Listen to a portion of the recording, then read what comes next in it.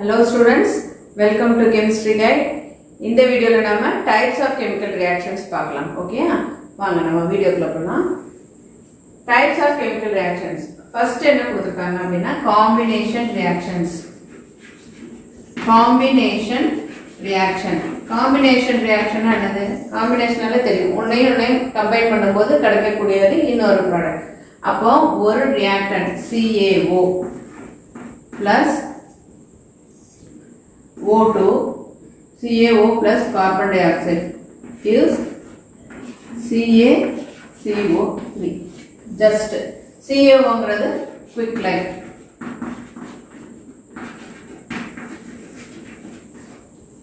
ஓகேயா?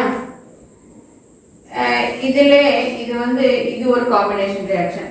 இன்னொன்று CaO plus H2O. H2O என்னது? வாட்டர். Gives CaOH twice. இது quick line, இது slaked line.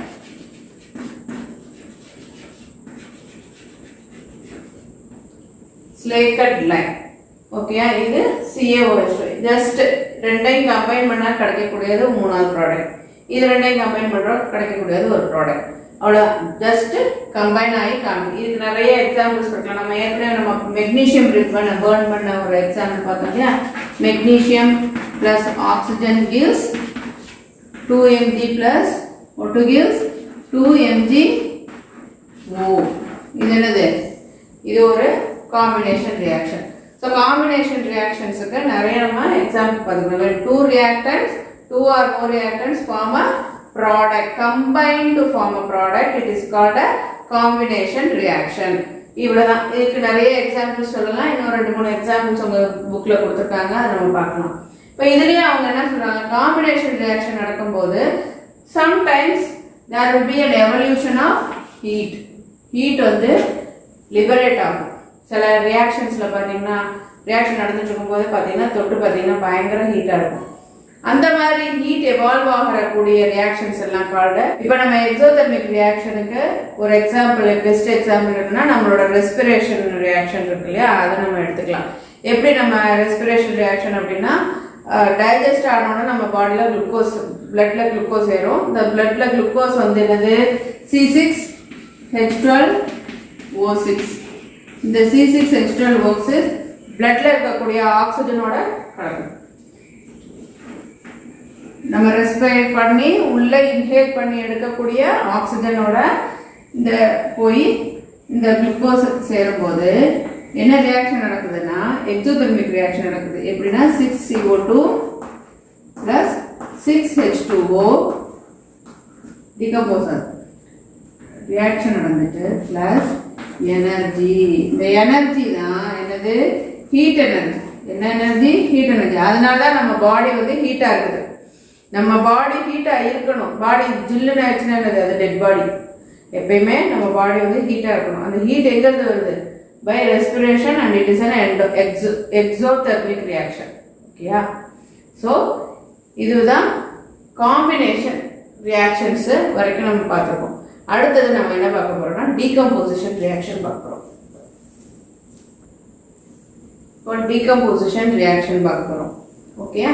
டீகம்போசிஷன் ரியாக்ஷன்னா என்னது? ஒரு காம்பவுண்ட் இருக்கு, ஆன் ஹீட்டிங் ஆர் சம் ஏதாவது ஒன்று பண்றோம். ஹீட்டிங்கோ இல்லை பிரேக்கிங்கோ இல்லை ஏதோ ஒன்று பண்றோம். இப்போ இங்க ஃபெரஸ் சல்ஃபேட் எடுத்துக்கோம். On heating it decomposes into 2 products. ஒன்றும் இல்லை, ஒரே ஒரு reactant it decomposes to give many product. அதுதான் decomposition reaction. இப்போ எக்ஸாம்பிள் என்ன எடுத்துக்கோம்? 2FeSO4 on heating gives Fe2O3. Fe2O3ங்கிறது iron 3 oxide plus sulfur dioxide. இதை நீங்க என்ன பண்ணலாம்னா ஒரு டெஸ்ட் டியூப்ல போட்டுட்டு ஃபெரஸ் சல்ஃபேட் கிறிஸ்டல்ஸை கொஞ்சம் உள்ள போட்டுட்டு, இப்போ ஃபெரஸ் சல்ஃபேட் கிறிஸ்டல்ஸ்ல இன்னொரு ஒன்று இருக்கு. இது ஆன்ஹைட்ரஸா இருக்கக்கூடாது, ஹைட்ரஸா இருக்கணும். அதாவது 7 வாட்டர் அப்போ 7 ஹைட்ரேட் ஃபெரஸ் சல்ஃபேட் 7 ஹெப்டாஹைட்ரேட் எடுத்துக்கிட்டிங்கன்னா அதுதான் கிரீன் கலராக இருக்கும். அப்போ தான் உங்களுக்கு அப்சர்வேஷன் கிடைக்கும். ஸோ இந்த ஃபெரஸ் சல்ஃபேட் எடுத்திங்கன்னா கிரீன் கிறிஸ்டல் சாலிட்ஸாக எடுத்துக்கிட்டிங்கன்னா டெஸ்ட் டியூப்ல போட்டு ஹீட் பண்ணுறீங்க. அப்போ அதை ஹீட் பண்ணும்போது என்ன ஆகுதுன்னா அது கலர் சேஞ்ச் ஆகி அது ஃபெரஸ் சல்ஃபேட்டாக மாறி, ஏன்னா வெறும் ஃபெரஸ் சல்ஃபேட் மட்டுமே இருந்துச்சுன்னா அது ஒயிட்டாக இருக்கும், அதுக்கப்புறமா ஃபெர்ரிக் ஆக்சைடாக மாறுது. ஓகே, அப்போ இந்த ஃபெர்ரிக் ஆக்சைடுங்கிறது என்னது? ரஸ்டிங், அந்த கலர் மாறுது உங்களுக்கு தெரியும் ப்ரௌன். அப்போ இந்த சல்ஃபர் டை ஆக்சைடு லிபரேட் ஆகுது. இப்போ என்ன தெரியுது? ஒரே ஒரு ரியாக்டன்ட் தான். It gives 2 products. So it decomposes into 2 products. இதுதான் decomposition reaction. இன்னொரு எக்ஸாம்பிள் பாத்தீங்கன்னா கால்சியம் கார்பனேட். கால்சியம் கார்பனேட்ங்கிறது லைம்ஸ்டோன், அதுதான் மார்பிள்ல மேக்ஸிமம் கால்சியம் கார்பனேட் இருக்கும், உங்களுக்கு தெரியும் நினைக்கிறேன். Calcium carbonate when heating decomposes to give calcium oxide. இதுதான் என்னது? quick lime to and carbon dioxide. இந்த கார்பன் டை ஆக்சைடு லிபரேட் ஆகும். அதே மாதிரி lead nitrate on heating gives lead oxide plus nitrogen dioxide plus oxygen. இந்த nitrogen dioxide தான் yellow fumes கிடைக்கக்கூடியது. So இந்த மாதிரி ஒரு reactant when decomposes to give many reactants தான் decomposition reaction. இந்த decomposition reactionல இன்னும் 2-3 எக்ஸாம்பிள்ஸ் உங்க புக்ல கொடுத்துருப்பாங்க. ஸோ ஈஸி தான், இந்த ரியாக்ஷன்ஸ்லாம் ஒன்றும் ரொம்ப கஷ்டமே கிடையாது. ஸோ இதை பார்த்துக்கோங்க. இதில் இங்கே அவங்க என்ன கொடுத்துருக்காங்கன்னா எண்டோதெர்மிக். இப்போ நம்ம அதில் வந்து எக்ஸோதெர்மிக், இப்போ எண்டோதெர்மிக் எக்ஸோதெர்மிக்ங்கிறதுலாம் டிகம்போசிஷனுக்கு தான் வரணும், காம்பினேஷனுக்கு தான் வரணுங்கிறதுலாம் கிடையாது. எண்டோதெர்மிக் எக்ஸோதெர்மிக்ங்கிறது ஒரு டைப் ஆஃப் ரியாக்ஷனும் கிடையாது. அது ஒரு நேச்சரை நம்ம சொல்கிறோம், பை நேச்சர். அதை எப்படி ஹீட்டை இவால்வ் பண்ணுது, அதை எப்படி ஹீட்டை அப்சர்வ் பண்ணுது, அவ்வளோதான். So it may be an decomposition combination, இல்ல double decomposition, இந்த மாதிரி எந்த ரியாக்ஷனா வேணாலும் இருக்கலாம். So endothermic reaction என்ன அப்படின்னா when it endothermic, endoனாலே என்னது? It absorbs. So endothermic reaction when heat is absorbed. அது எங்க இருந்து ஹீட் அப்சர்வ் பண்ணும்? அட்மாஸ்பியர்ல ஒரு ஹீட் இருக்கும், அதை எடுத்துக்கணும். அப்போ எடுக்கும் போது என்ன ஆகும் அப்படின்னா இது கூலிங் எஃபெக்ட் கொடுக்கும், கூல் ஆகும். நம்ம வந்து ரியாக்ஷனை தொட்டு பார்த்தோம் அப்படின்னா இட் வில் பி கூல் அந்த ரியாக்ஷன். இதுக்கு எக்ஸாம்பிள் என்ன அப்படி கொடுக்கலாம் அப்படின்னா barium hydroxide plus aluminium chloride, ammonium chloride, sorry, barium hydroxide plus ammonium chloride. It gives barium chloride plus ammonia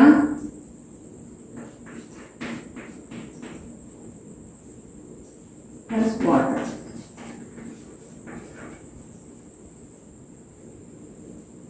இந்த அமோனியா லிபரேட் ஆகுது இல்லையா, இந்த அமோனியா வந்து it gives a cooling effect. இந்த ரியாக்ஷன் வந்து கூலாக தொட்டு பார்த்தீங்க அப்படின்னா. ஸோ இந்த ரியாக்ஷன் தான் எண்டோதெர்மிக் ரியாக்ஷன். ஓகேயா, அடுத்தது நம்ம இன்னொரு என்ன பார்க்க போறோம்னா டிஸ்பிளேஸ்மெண்ட் ரியாக்ஷன். அடுத்து பார்க்க போறது displacement reaction.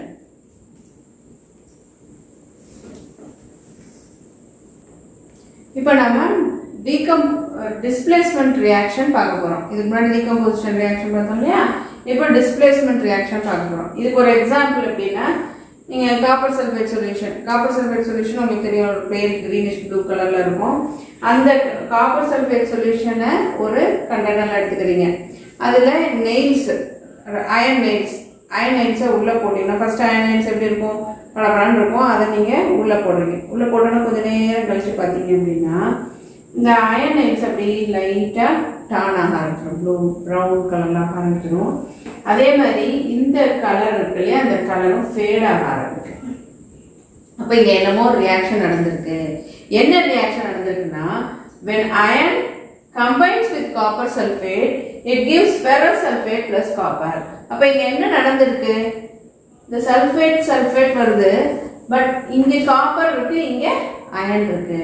when it comes to product there is a என்னது iron sulfate. அப்போ என்ன நடந்திருக்கு? It displaced copper. iron displaced copper in the sulfate and it formed ferrous sulfate. So ferrous sulfate plus copper. அப்ப copper left over. என்ன ஆயிடுது? copper அதான் இந்த இடத்துல copper படிஞ்சிருக்கு. Okay, it is precipitated here. இப்போ one element that is iron, it replaces another element copper, so that is called a displacement reaction. எது எதோட இப்போ காப்பர் வந்து வேற ஏதாவது இருக்குமானா அப்படி கிடையாது. ஏன்னா iron is more reactive than copper. அது இருக்கணும். அயன் இஸ் மோர், இதுவும் மெட்டல் தான், but iron is more reactive than copper. அதனால என்ன செய்யுது? காப்பரை தள்ளிட்டு நீ போ போ போ வீட்டுக்கு போ, நான் வந்துக்கிறேன் அப்படின்னு சொல்லிட்டு ஃபெரஸ் சல்ஃபேட்டோட அது போய் விடுக்குது. ஸோ காப்பர் தனியாக நிற்கிது. எல்லா இடத்துலையுமே நல்லா பாருங்க, zinc plus copper sulphate, zinc sulphate plus copper. அப்போ ஜிங்க்கும் மோர் ரியாக்டிவ் தென் காப்பர். அதே மாதிரி lead plus cupric chloride CuCl2, copper குளோரைடோட லெட் சேரும்போது லெட் குளோரைட் பிளஸ் காப்பர். அப்போ அதுவும் லெட்டும் காப்பரோட more reactive. So it displeases.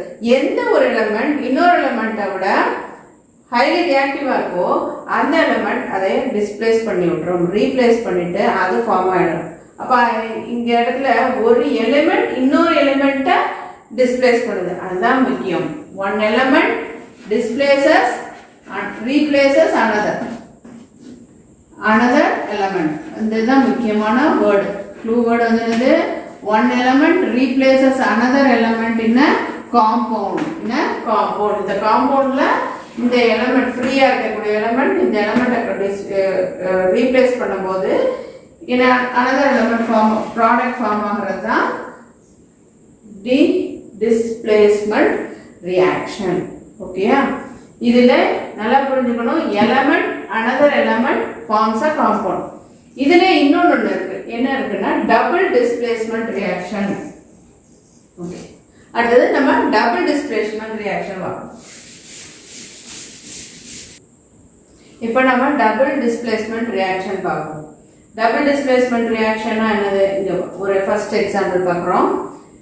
Sodium sulphate plus barium chloride in aqueous na excess of water gives barium sulfate plus sodium chloride. அதுவும் aqueous in excess water ல இருக்கு.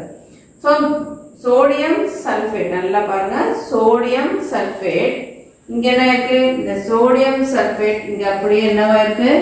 barium sulfate. sodium sulfate இங்க அப்படியே என்னவா இருக்கு? இங்கே sulfate தான், ஆனா இந்த barium சோடியம்க்கு பதிலா பேரியம் இருக்கு. அடுத்தது சோ இந்த இடத்துல பேரியம் குளோரைடுக்கு பதிலா சோடியம் குளோரைடு இருக்கு. அப்போ இந்த இடத்துல குளோரைடு. அப்போ இது பிளஸ் அயான், இது நெகட்டிவ் அயான், இது பாசிட்டிவ் அயான், இது நெகட்டிவ் அயான். அப்ப இந்த நெகட்டிவ் பாசிட்டிவ் அயான் இன்டர்சேஞ்ச் ஆயிருக்கு. சோ டபுள் டிஸ்பிளேஸ்மென்ட் ரியாக்ஷனாலே எக்ஸ்சேஞ்ச் ஆஃப் அயான்ஸ். என்னது? Exchange of ions. நல்லா புரிஞ்சுக்கணும். அங்க வந்து எலிமெண்ட் தான், ஒரே ஒரு எலிமெண்ட் இன்னொரு காம்பவுண்டோட இருக்க எலிமெண்ட்டை டிஸ்பிளேஸ் பண்ணி அது ஃபார்ம் ஆகும், இன்னொரு புதுசாக ஒரு காம்பவுண்ட் ஃபார்ம் ஆகும். ஆனால் இந்த இடத்துல அப்படி இல்லை. இந்த இடத்துலையும் புதுசாக தான் ஃபார்ம் ஆயிருக்கு. ஆனால் என்ன இருக்கு? Exchange of ions.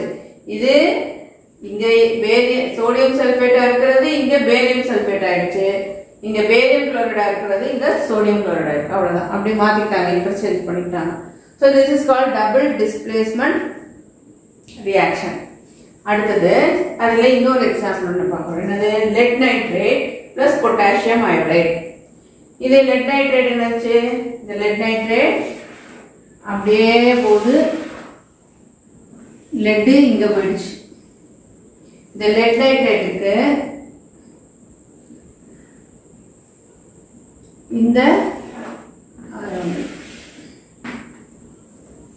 So laddu அயோடைடாக form ஆயிருக்கு. அடுத்தது இந்த நைட்ரேட், இந்த பொட்டாசியம் நைட்ரேட். அப்போ இந்த லெட் நைட்ரேட் வந்து லெட் அயோடைடாகவும் பொட்டாசியம் அயோடைட் பொட்டாசியம் நைட்ரேட்டாகவும் மாறிடுது. ஸோ இதுதான் டபுள் டிஸ்பிளேஸ்மெண்ட். இது வந்து ஒரு எல்லோ precipitate ஃபார்மாகவும், இது ஒரு பேரியம் சல்ஃபேட் வந்து ஒயிட் precipitate. இதெல்லாம் அந்த டபுள் டிஸ்பிளேஸ்மெண்ட் ரியாக்ஷன்லாம் நீங்கள் சால்ட் அனாலிசிஸ்லாம் பண்ணும்போது இந்த மாதிரி precipitate ஃபார்ம் ஆகிறத வச்சு நீங்கள் லெட் இருக்குது, நைட்ரேட் இருக்குது, இப்படிலாம் கண்டுபிடிக்கலாம். இது வந்து உங்களுக்கு வரும் 11th நீங்கள் சால்ட் அனாலிசிஸ்லாம் பண்ணும்போது இந்த இந்த ரியாக்ஷன்ஸ்லாம் வரும். அடுத்து இன்னொரு ஒரு இன்ட்ரெஸ்டிங்கான விஷயம் ஒன்று சொல்கிறேன். இந்த இடத்துல வந்து லெட் பொட்டாசியம் நைட்ரேட், இந்த பொட்டாசியம் நைட்ரேட்டுங்கிறது ஒரு major ingredient in the gunpowder. Gun எல்லாம் கன் பவுடர் மேனுஃபேக்சர் பண்ணுறாங்களா, அதுக்கு இந்த major supply of nitrogen dioxide NO2, இந்த நைட்ரோ காம்பவுண்ட்ஸ் எல்லாம் இருக்குல்ல, அதுக்கு மெயினாக யூஸ் பண்ணக்கூடியது பொட்டாசியம் நைட்ரேட். இந்த potassium nitrate is called saltpetre. இந்தியாவில் வந்து ரொம்ப முக்கியமான ஒரு கன் பவுடர் தயாரிக்கிறதுக்கு இது லெட் நைட்ரேட் வருது. இது சும்மா ஒரு சின்ன இன்ஃபர்மேஷனாக தான் உங்களுக்கு சொல்கிறேன், வேறு ஒன்றும் இல்லை. இதுக்கும் டிஸ்பிளேஸ்மெண்ட்டுக்கும் என்ன சம்மந்தம் அப்படின்னு கேட்காதீங்க. ஒரு சும்மா ஒரு இது பேர் சால்ட் பெட்ரி, இது வந்து கன் பவுடருக்கு யூஸ் ஆகுது அப்படிங்கிறது ஒரு சின்ன இன்ஃபர்மேஷன் தான். ஓகே, இது டபுள் டிஸ்பிளேஸ்மெண்ட் ரியாக்ஷன். இதுக்கு என்னது clue word? Exchange of ions. இங்கே வந்து என்னது அயான்ஸ் எக்ஸ்சேஞ்ச் ஆகுது. So it is called double displacement. ஒன்று இல்லை ரெண்டு டிஸ்பிளேஸ் ஆகிருக்கு. ஸோ இது வரைக்கும் நம்ம டபுள் டிஸ்பிளேஸ்மெண்ட் ரியாக்ஷன் பார்த்தாச்சு. இது வரைக்கும் நம்ம டைப்ஸ் ஆஃப் கெமிக்கல் ரியாக்ஷன் பார்த்தோம். Up to double displacement reaction வரைக்கும் பார்த்தோம் இல்லையா?